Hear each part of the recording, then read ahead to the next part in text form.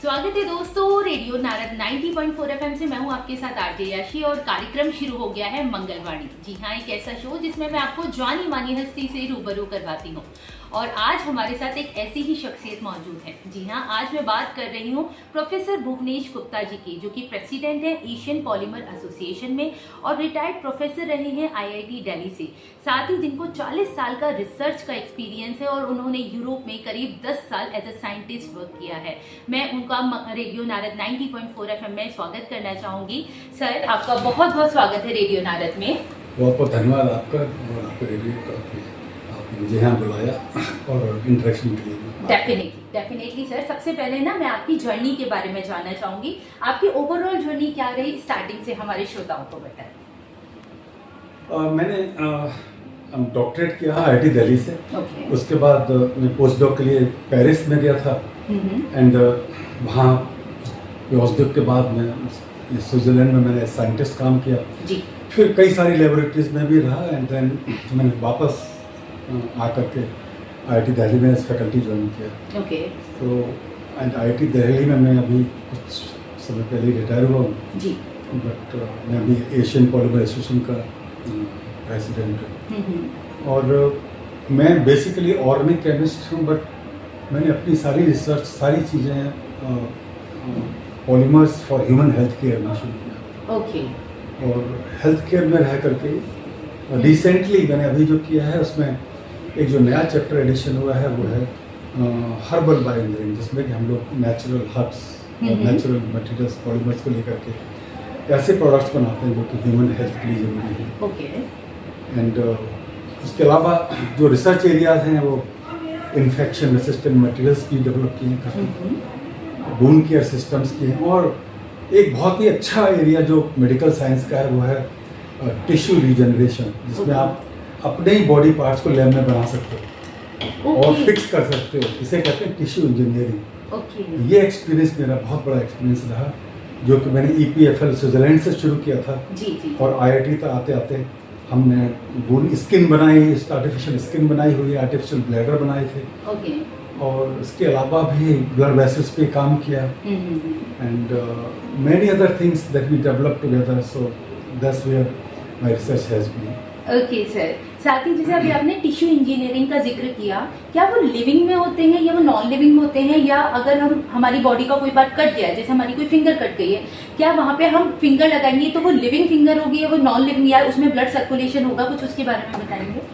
Actually ये जो है प्रोसेस, ये ट्रांसप्लांटेशन का ऑल्टरनेटिव है। इसमें क्या होता है कि जिस ऑर्गन में डिफेक्ट होता है, जैसे ट्यूमर हो गया, तो क्या करते हैं, ट्यूमर के साथ का एरिया बायोप्सी से निकाल लेते हैं और उस बायोप्सी से निकाल के उस एरिया को हम ग्रो करते हैं सेल्स को, ठीक है, और ग्रो करने में टिश्यू डेवलप होता है और वो टिश्यू वापस हम फिक्स करते हैं। तो ये लाइव टिश्यू होता है जो कि हम पेशेंट की बॉडी से सेल्स निकाल के करते हैं। तो लाइव सेल्स से लाइव टिश्यू बनता है, उसको बाद में ट्रांसप्लांट करते हैं। तो ये कहलाता है human organ reconstruction, where we can always say हम अपनी बॉडी से टिश्यू निकाल रहे हैं तो हमें डोनर नहीं चाहिए कभी कोई। दूसरा क्या होता है, हमारी बॉडी के ही अगर सेल्स हैं तो ट्रांसप्लांट रिजेक्शन की प्रॉब्लम भी दूर हो जाती है। बिल्कुल। तो हर तरह से ये, और वेट भी नहीं करना होता। कई बार क्या होता है कि डोनर का वेट करते हैं तब तक पेशेंट ही मर जाता है। डेफिनेटली यहाँ तो सब कुछ पेशेंट का ही है और पेशेंट को ही लगाना है।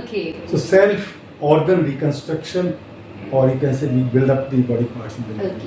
सर, किसी एग्जाम्पल को आप हमारे श्रोताओं के साथ शेयर करना चाहेंगे, क्योंकि पहले के टाइम पे ऐसे एक्सपेरिमेंट्स कभी नहीं किए गए, या ये रीजनरेशन जो होता है टिश्यूज का वो कभी नहीं हुआ, तो उस समय उनको कैसा फील होता है, ऐसा कोई एग्जाम्पल आप हमारे साथ शेयर करेंगे? एक चीज ये है कि इंडिया में टिश्यू इंजीनियरिंग का भी बहुत ज्यादा एडवांसमेंट नहीं हुआ है। तो हॉस्पिटल तक हम लोग नहीं पहुंच पाए। विदेशों में क्या हुआ है कि टिश्यू इंजीनियरिंग को लोग हॉस्पिटल तक ले जा चुके हैं। जैसे कि हमने 2002 में एक ब्लैडर का पैच बनाया था। एक छोटी सी लड़की थी 6 इयर्स की, उसके ब्लैडर में ट्यूमर था। तो उसकी के ट्यूमर को रिप्लेस करके हमने एक ब्लैडर का पैच बनाया था 5x5 सेंटीमीटर, जो लाइव था। तो उसको हमने उसमें वहाँ यूज किया गया था। बट सर्टेनली उसके बाद का डेटा हमारे पास नहीं है। बट यस, ये बहुत बड़ी जीत है ह्यूमन साइंस और मेडिकल साइंस की, जहाँ कि आप थोड़ा आगे बढ़ना है और इसमें इंस्टीट्यूट्स, यूनिवर्सिटीज़ और गवर्नमेंट एजेंसीज जैसे डीबीटी है, डीएसटी है या मेडिकल कॉलेजेस हैं, इन सबको मिलके आगे आना पड़ेगा जी। तब चीजें आगे बढ़ पाएंगी। बिल्कुल बिल्कुल, सबका सपोर्ट चाहिए। सबका सपोर्ट चाहिए, बिल्कुल। सर आपने बताया था पॉलीमर फॉर ह्यूमन हेल्थ पर आपने काफी वर्क किया हुआ है। सर इसको अगर साधारण भाषा में समझें तो हम हमारे श्रोता कैसे समझ सकते हैं कि एग्जैक्टली क्या है और इसमें किस तरह से काम होता है? पॉलीमर लोग जनरल भाषा में उसको प्लास्टिक कहते हैं। ओके। और ये प्लास्टिक, जिसको प्लास्टिक बोल रहे हैं, ये प्लास्टिक लोगों ने सिंथेटिक भी होती है जो कि लैब में बना सकते हो, या फिर नेचर में भी होती है। ठीक है। जैसे कॉटन है, ये पॉलीमर है। ओके। सिल्क है, ये पॉलीमर है।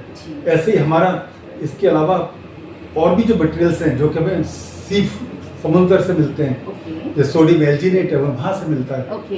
कैरेगनेट भी यहाँ समुद्र से मिलता है। ओके। एंड आई थिंक एक मोती जिसको हम शीप के अंदर होता है वो भी एक क्रेप्स है। हाँ। क्रेप्स के ऊपर एक थोड़ा छिलका सा होता है, लेयर होता है जी। वो काइटोसन होता है, पॉलीमर होता है, पॉलीसैकेराइड होता है। ओके। पहले जैसे काइटोसन को लोग जलाते थे, जला रोटियां बनाते थे। जी। अब पिछले 30 सालों में आप देखो कि पूरा सदर्न बेल्ट है उसको एज ए गोल्ड यूज के एक तरह यूज करते हैं, बहुत एक्सपेंसिव है। ओके। तो ये जो पॉलीमर अब क्या हो गया है, अभी आज के दिन क्या हो रहा है, हर चीज हमें बायो बेस्ड चाहिए। हाँ।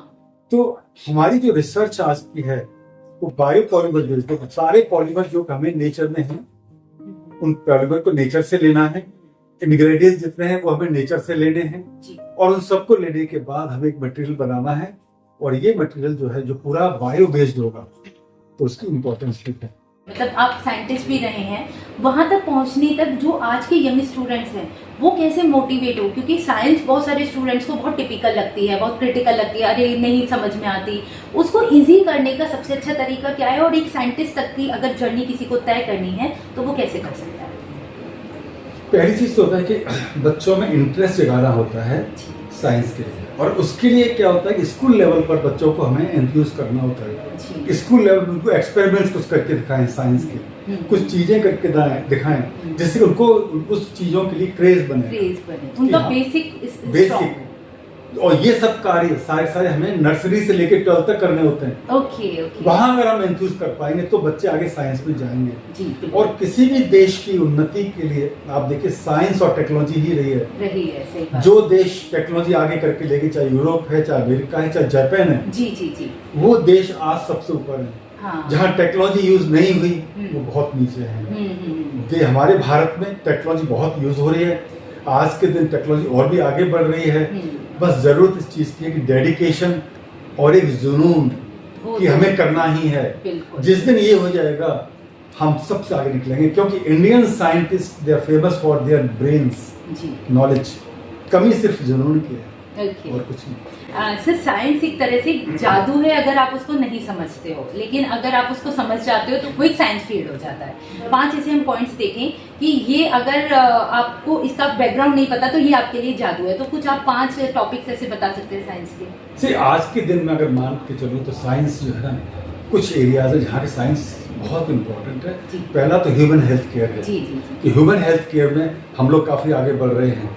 एंड उसके अलावा दूसरा एनर्जी स्टडीज, एनर्जी के लिए एनर्जी का इतना ज़्यादा प्रॉब्लम हो रहा है तो हम ऑल्टरनेटिव सोर्सेज ऑफ एनर्जी निकाल पाएँ। तीसरा क्या है कि सस्टेनेबिलिटी, जो ये एनवायरमेंटल प्रोटेक्शन है, चाहे वो प्रोटेक्शन एयर के लिए हो, चाहे वो साउंड के लिए हो, चाहे वो वाटर के लिए हो, हर तरह से हमें एनवायरमेंट प्रोटेक्ट करना है। तो ये सारे एरियाज हैं जहाँ के हमें साइंस को आगे बढ़ा करके टेक्नोलॉजी को डेवलप करना है और एंश्योर करना है कि डैमेज जो है ना एनवायरमेंट को वो सबसे कम हो, उससे हमारा ग्लोबल वार्मिंग भी कम होगा जिस हिसाब से। बहुत कुछ चीजें हैं, डेफिनेटली सर, सस्टेन करना है। बिल्कुल सर। चलिए अब बात करते हैं मंगलायतन यूनिवर्सिटी की। आज आप यहाँ आए हैं, this is your first time या आप पहले भी आ चुके हैं, और आपका एक्सपीरियंस क्या है, कुछ इसके बारे में? मंगलायतन यूनिवर्सिटी मैं ये कह सकता हूँ बहुत ही सुंदर जगह है। इतना स्पेस आप पास, ग्रीन स्पेस लोगों पास तो होता ही नहीं है, तो मैं तो रियली मैं फैसिनेटेड हूँ आपकी यूनिवर्सिटी देख करके। सब कुछ है, बहुत अच्छा है यहाँ पर। सारे डिपार्टमेंट्स यहाँ पर, साइंस, और सबसे बड़ी चीज जो है ना आपके पास आयुर्वेदा इशू है जो कि अधिकतर नहीं होता। और आज के दिन आयुर्वेदा हमारी एंशियंट साइंस है। आप इतने वेदों में ले लो, सब में आयुर्वेदा शुरू से चला आ रहा है। सारे साधु सन्यासी गुरुकुल आयुर्वेदा ही था, जिसको भूल रहे हैं। और इस डायरेक्शन में आप इस यूनिवर्सिटी का एक बहुत बड़ा कदम हो सकता है अगर हम आयुर्वेदा यूनिवर्सिटी की हेल्प से आयुर्वेदा को ही हम आगे बढ़ा पाए और ट्रेडिशनल से स्मार्ट आयुर्वेदिक मटेरियल्स बना पाए। बिल्कुल बिल्कुल। और अगर ये हम कर पाते हैं तो आई कैन टेल यू, क्योंकि सस्ते होंगे, हमारी होम ग्रोन टेक्नोलॉजीज होंगी और इस देश के छोटे छोटे गांवों में एक छोटे छोटे इंसान को भी हम हेल्थ केयर दे पाएंगे। डेफिनेटली सर, क्योंकि आज के टाइम पे प्रायोरिटी पे आप हेल्थ पे काम करते हो और इवन हमारा भी एक प्रोजेक्ट चल रहा है सेहत सही तो लाभ गई, क्योंकि जब तक आपकी हेल्थ अच्छी नहीं होगी आप कोई काम नहीं कर पाओगे। तो बहुत ही अच्छा आपने बताया सर। इसी के साथ एक संदेश की मैं बात करूंगी, जो हमारे जूनियर्स हैं, जो हमारे स्टूडेंट्स हैं मंगलायतन यूनिवर्सिटी के, अगर उनको एक शॉर्ट में संदेश देना हो तो आप क्या कहना चाहोगे और कैसे उनको मोटिवेट करना चाहोगे? मैं तो हमेशा सबसे यही कहता हूँ कि पाने को तो आसमां भी है, जी जी। उड़ान तो भर के देखो, कोशिश तो करो। हम सारे लोग मिलके, स्टूडेंट्स और फैकल्टी मेंबर्स सब मिलके इस काम को आगे बढ़ा सकते हैं। बिल्कुल। सबसे जरूरी क्या है कि हम हाथ से हाथ मिला के चलें। जहां तक फैकल्टी का सवाल है, सारे डिपार्टमेंट्स, फिजिक्स, केमिस्ट्री, बायोटेक्नोलॉजी और भी जितने भी हैं, सब मिलके काम करें, मिलके चीजें बनाएं, एक वर्किंग ग्रुप बनाएं, जिसको हम बोलते हैं टीम वर्क बनाएं। 10 लोग मिलके अलग डिपार्टमेंट के मिलके बनाएं, और जब 10 लोग मिलके सोचेंगे एक चीज को तो बहुत आगे जाएंगे। बिल्कुल। क्योंकि सबके अपने आइडियाज होते हैं, उन आइडियाज से जो समुद्र मंथन होगा, उससे जो अमृत निकलता है, वो अमृत हमारे लिए इस देश को आगे बढ़ाने में बहुत बहुत अच्छा सर, वाकई में बहुत ही अच्छा संदेश दिया और मेरे को बहुत अच्छा लगा, बहुत खुशी हुई आज आपसे मिलकर, आपके विचारों को जान के सर बहुत अच्छा लगा। मैं आपका धन्यवाद करना चाहूँगी, ना सिर्फ आप रेडियो नारद से जुड़े बल्कि आपने अपने ज्ञान के सागर से जो हमारे जूनियर्स को संदेश दिया है वो एक बहुत ही सुंदर है, क्योंकि कहीं ना कहीं हमारा भारत भी उससे आगे बढ़ेगा, हम आगे बढ़ेंगे और जब भारत का नाम होगा तो ऑब्वियसली पूरे विश्व में भारत की महिमा गूंजेगी। बहुत बहुत धन्यवाद सर रेडियो नारद से जुड़ने। बहुत धन्यवाद आपको रेडियो नारद का, थैंक यू सो मच। इसी के साथ दोस्तों आज हमने मुलाकात की प्रोफेसर भुवनेश गुप्ता जी से, जो एशियन पॉलीमर एसोसिएशन के प्रेसिडेंट है, और आज उन्होंने अपने ज्ञान के सागर से इतना हमारे को मार्गदर्शन किया है जो कहीं ना कहीं हमारे स्टूडेंट्स के लिए, हमारे यंगस्टर्स के लिए और साथ ही हमारी नेक्स्ट जनरेशन के लिए बेनिफिशियल होने वाला है। साथ ही बहुत ही अच्छा संदेश भी दिया उन्होंने कि जब तक आपकी हेल्थ पे आप वर्क नहीं करोगे आप कोई भी काम अच्छे से नहीं कर पाओगे, क्योंकि जहाँ तक आपकी हेल्थ का सवाल है उसको आपको प्रायोरिटी पे रखना ही होगा, वरना आप कितना भी काम कर लीजिए, कितना भी थक लीजिए, लास्ट में आपको रेस्ट भी करना होगा और फिर दवाइयाँ लेनी होगी। इससे तो बेटर है आप स्टार्टिंग से काम करके चले। अब मैं लेती हूँ आपसे विदा, लेकिन फिर मिलते हैं इस वादे के साथ कि कल फिर हाजिर होंगे एक नई शख्सियत के साथ, उनके अच्छे विचारों के साथ। तब तक के लिए मुझे यानी आरजे याशी को दीजिए इजाजत और बने रहिए रेडियो नारद के साथ। रेडियो नारद 90.4 FM, जन जन की मंगलवाणी। Stay tuned.